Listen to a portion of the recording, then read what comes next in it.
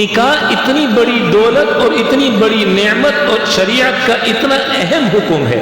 اللہ کے نبی نے حضرت علی رضی اللہ تعالیٰ عنہ سے فرمایا، علی میں تمہیں کچھ وصیتیں کرتا ہوں، ان میں پہلی وصیت یہ ہے اے علی، نماز کا وقت ہو جائے تو نماز کو اس کے وقت میں ادا کرنے کا اہتمام کرو. نمبر 2، توبہ.